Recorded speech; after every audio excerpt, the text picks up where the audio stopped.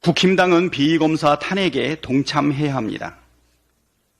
민주당은 어제 손준성과 이정석 검사 탄핵안을 당론으로 발의했습니다.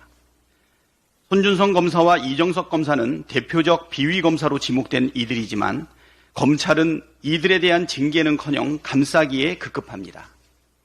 수술을 집도하는 외과 의사는 먼저 자기의 손을 깨끗하게 소독해야 합니다. 각종 비위로 더럽혀진 그 손으로 다른 누군가를 외과 수술하기란 불가능합니다. 그 누구보다 깨끗해야 할 이들 검사의 손은 온통 오물로 더럽혀져 있습니다. 검찰 내부의 악성 종양처럼 기생하는 범죄의 불감증을 제거해야 검찰 조직이 건강해지고 검찰 수사에 대한 신뢰도 회복됩니다. 그동안 한동훈 법무부 장관에 가리고 눌려 그 존재감이 없던 이원석 검찰총장은 비위 검사들을 비호하는데 존재감을 드러내서야 되겠습니까? 국힘당은 비위검사 탄핵을 방해할 것이 아니라 오히려 앞장서야 합니다. 그래야 공정을 내세운 대통령의 뜻에 부합하는 것 아닙니까? 국힘당발 가짜 돈다발 대선 공작 일벌백계로 다스려야 합니다.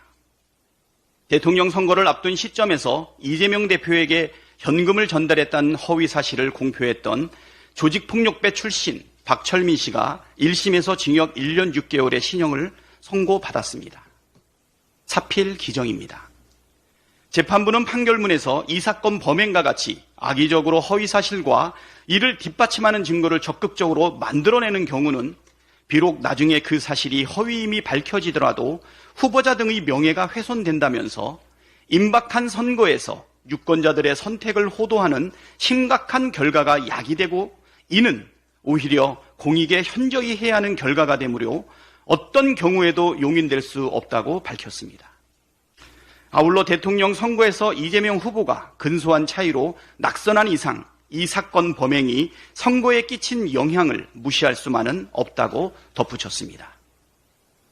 이번에 실형을 선고받은 박철민 씨는 2021년 이재명 대표가 성남시장 시절 그의 측근에게 20억 원을 전달했다는 허위 사실을 주장한 바 있습니다. 박 씨는 저와 제 친구가 이재명 쪽에 돈을 전달했다는 내용의 진술서와 사실 확인서, 현금 다발 사진 등을 국힘당 정치인 장영하 변호사에게 전달했고 장영하 변호사는 국힘당 김용판 의원에게 제보했습니다. 김용판 의원은 경기도 국정감사 당시 가짜 돈다발 사진을 공개하며 이재명 대표가 조폭으로부터 돈을 받았다고 주장했습니다. 너무 어이없는 주장에 이재명 대표의 허탈한 웃음소리가 지금도 기억납니다. 당시 원내대표였던 김기현 국힘당 대표도 이에 대해서 상당 부분 진실일 것이라고 생각한다고 동조했습니다. 국힘당이 조직적으로 벌인 이 일련의 행위야말로 용산 대통령실의 표현을 빌리자면 희대의 대선 공작 사건이었습니다. 그런데 주범 김용판 의원은 아무런 처벌도 받지 않습니다. 이것은 상식과 정의에 어긋나는 일입니다.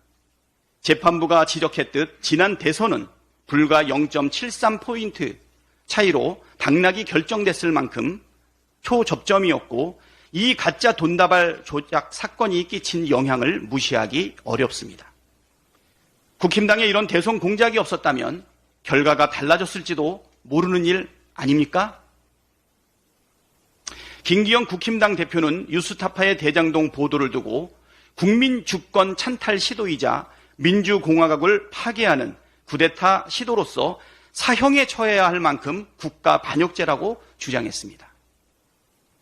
제가 보기에는 국힘당의 가짜 돈다발 조작 사건이야말로 민주공화국을 파괴하는 쿠데타 시도입니다.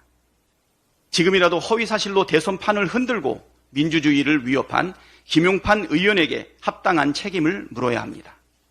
다시는 이런 저질 공작이 용납될 수 없도록 본을 세우기 위해서라도 김용판 의원을 제명해야 합니다.